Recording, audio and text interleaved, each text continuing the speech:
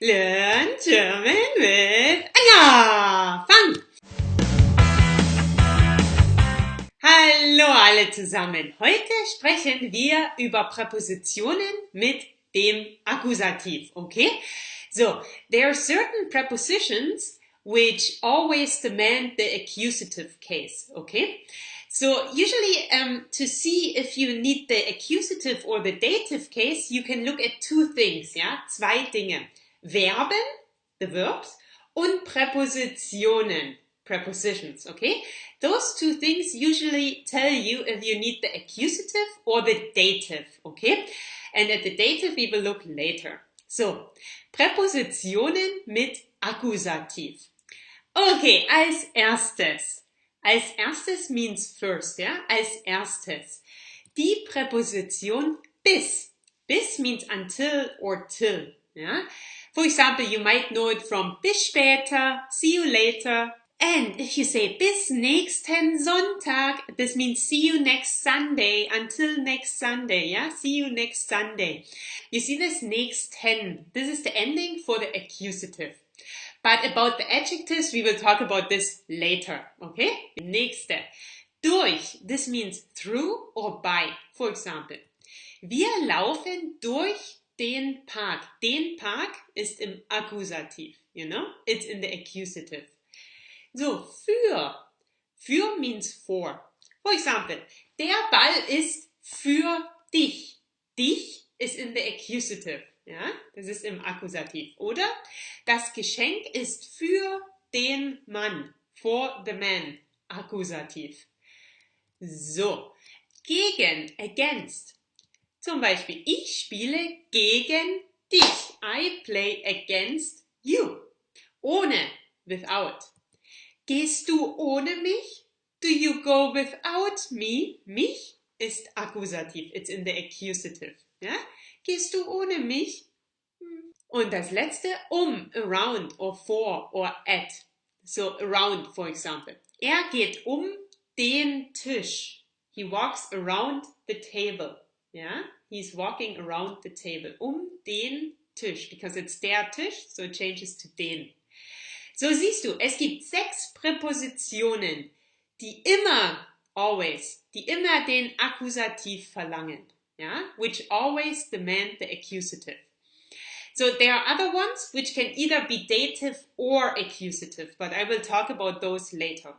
So, bis, durch, für, gegen, ohne und Ja? So, maybe it's hard for you to remember them, but I will help you. We have a saying in German. It goes, bis, durch, für, gegen, ohne, Kennst du nicht den Akkusativ? Dann bist du wirklich dumm. So this means, bis, durch, für, gegen, ohne, You don't know the accusative? Then you're really not so smart. Okay, so dumm is another word for dumb or stupid. It's just as a joke, okay? Don't get offended or anything, of course. But it's just because and dumm, it rhymes. So, and another way to remember the accusative is by this word. Dokfub, or dokfob, or however you pronounce it. So, D steht für durch, O steht für ohne, G steht für gegen, F steht für, U steht für und B steht für bis. Yeah? So you just remember this word and then you know all of the accusative prepositions. Ganz einfach. Very easy, isn't it? Übung. Akkusativpräpositionen. Wir gehen durch den Wald. We walk through the forest. Okay?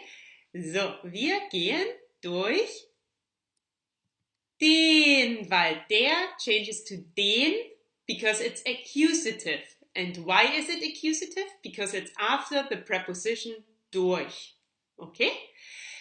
Ich gehe durch die Stadt. So, das ist Akkusativ. That's accusative. But it doesn't change. Es verändert sich nicht. Because die stays die in the accusative. das ist für Akkusativ. Dog, fu. F ist für. Ja?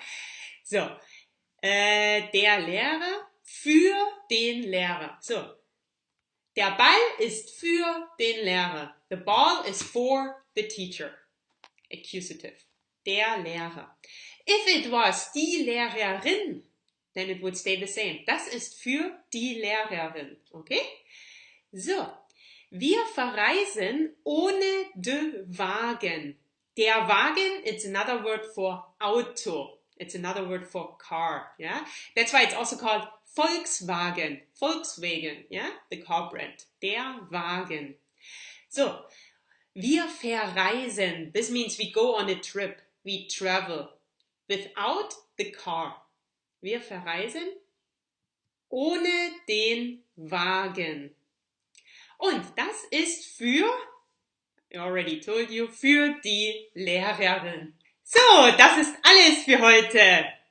That's all for today.